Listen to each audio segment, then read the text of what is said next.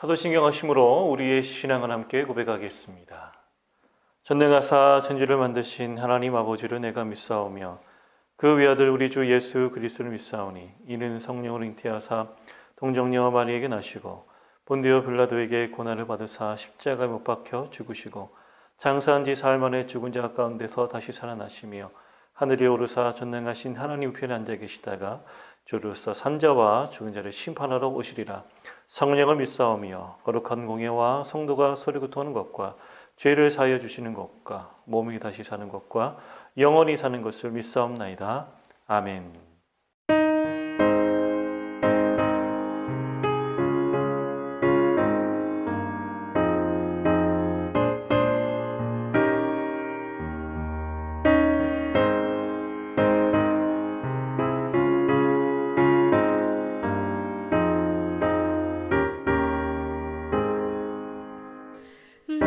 주를 멀리 떠났다 이제 옵니다.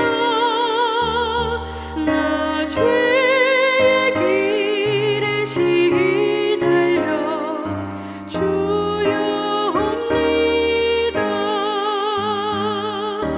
나 이제 왔으니 내 집을 찾아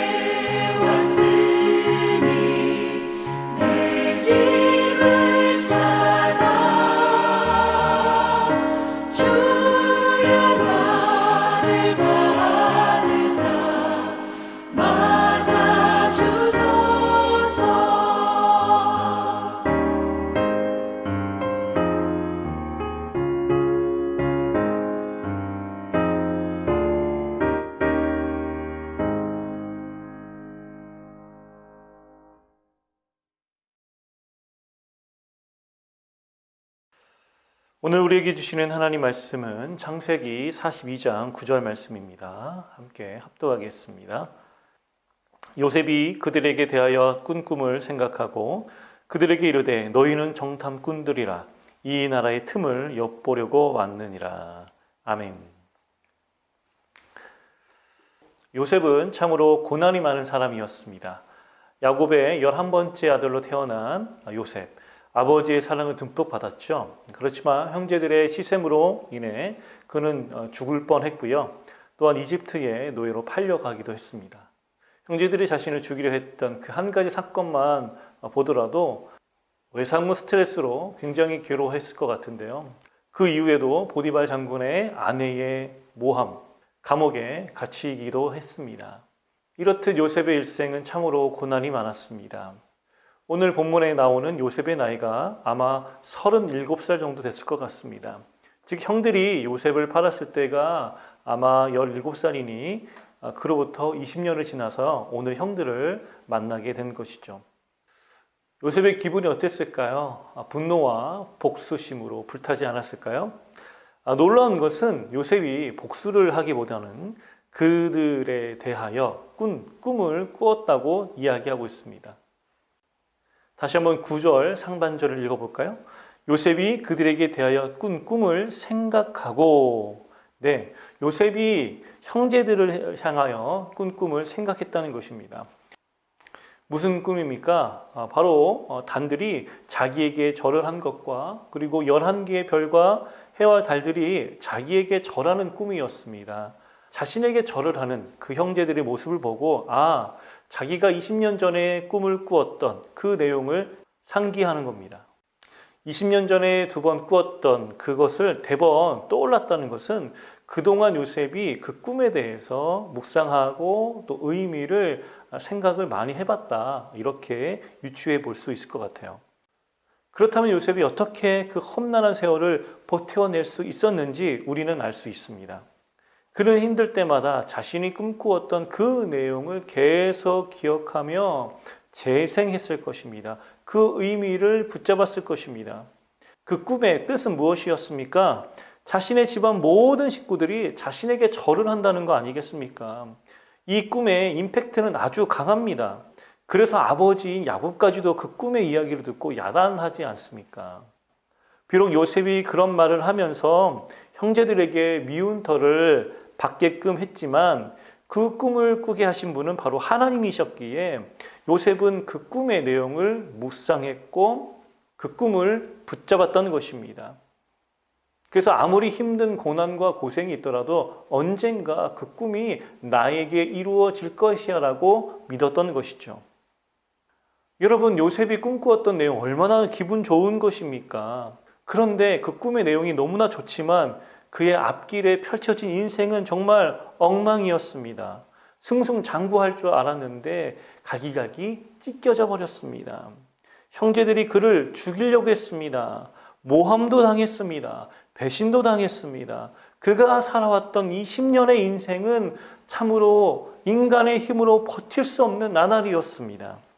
그러나 어떻게 요셉은 좌절하지 않고 악행을 저지르지 않고 어떻게 그 험한 세월을 버틸 수 있었을까요?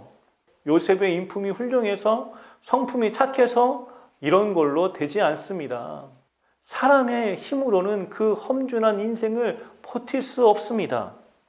요셉은 자신이 꿈꾸었던 꿈, 하나님이 주신 그 꿈을 잊지 않고 묵상하면서 붙잡았기에 험준한 인생을 나날을 버틸 수 있었던 겁니다. 요셉은 분명히 믿었습니다. 하나님께서 분명히 나를 영광스럽게 만드실 거야 라고 믿었던 겁니다. 그래서 요셉은 보디발의 노예였던 곳에서도, 가장 밑바닥인 감옥에서도 영광스럽게 산 것입니다. 여러분, 그렇습니다. 하나님께서 나 자신을 영광스럽게 만들 것이라는 것을 아는 사람은요, 고난의 환경 속에서 쉽게 좌절하거나 쉽게 악의 구렁텅이에 빠지지 않습니다. 비록 힘들지만 하나님께서 나를 영광스럽게 만드실 거야 라고 믿는 사람들은요, 그 상황 속에서 하나님의 성품을 가지고 또 하나님의 윤리를 가지고 도덕을 가지고 사는 사람들입니다. 자기가 존귀한 자라는 것을 아는 거죠. 그래서 그 품행을, 윤리를, 도덕을 놓치지 않습니다. 여러분, 우리도 마찬가지입니다. 우리도 요셉처럼 하나님께 큰 꿈을 받았습니다. 예수님께서 이런 말씀하셨죠. 예수님께서 다시 오실 때 우리들은 어떻게 되는가? 마태복음 19장 28절 말씀에 예수께서 이르시되 내가 진실로 너희에게 이르노니 세상이 새롭게 되어 인자가 자기 영광의 보좌에 앉을 때에 나를 따르는 너희도 12 보좌에 앉아 이스라엘 12지파를 심판하리라.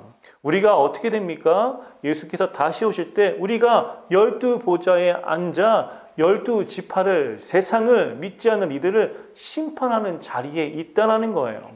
또한 고린도전서 6장 2절과 3절 말씀에 이런 말씀이 있습니다. 성도가 세상을 판단할 것을 너희가 알지 못하느냐? 세상도 너희에게 판단을 받겠거든 지극히 작은 일 판단하기를 감당하지 못하겠느냐? 우리가 천사를 판단할 것을 너희가 알지 못하느냐? 그러하거든 하물며 세상 일이랴.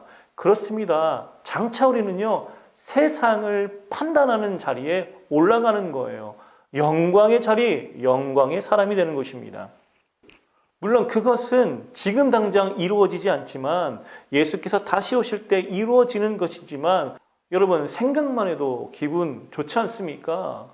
우리가 그 자리에 올라가서 이 세상을 심판하는 것입니다. 영광스러운 장면입니다. 그래서 여러분, 요셉과 우리가 닮은 것입니다. 요셉이 꿈을 꾸고 당장 이루어진 것이 아니라 그 꿈이 20년 후에 된 것처럼 우리의 꿈이 지금 당장은 이루어지지 않지만 예수 그리스도께서 다시 오실 때에 그 꿈이 이루어진다는 것입니다. 그가 노예였고 죄인이었지만 자신은 언젠가 하나님께서 그 자리에 자신을 그 영광의 자리로 이끄실 거라는 것을 분명히 믿었기에 어떤 곳이었든 자기가 어떤 신분이었던 그 영광의 품격, 품위를 놓치지 않았습니다. 우리도 미래에 주어진 그 영광의 모습을 바라보면서 오늘 나의 삶이 비록 비루하고 어렵고 지친 삶이긴 하지만 그 자리에 걸맞는 품격, 아름다운 삶을 만들어 가야 하는 것입니다. 요셉과 같이 잘 견디시고 승리하는 여러분 되시기를 주님의 이름으로 축복합니다. 기도하겠습니다.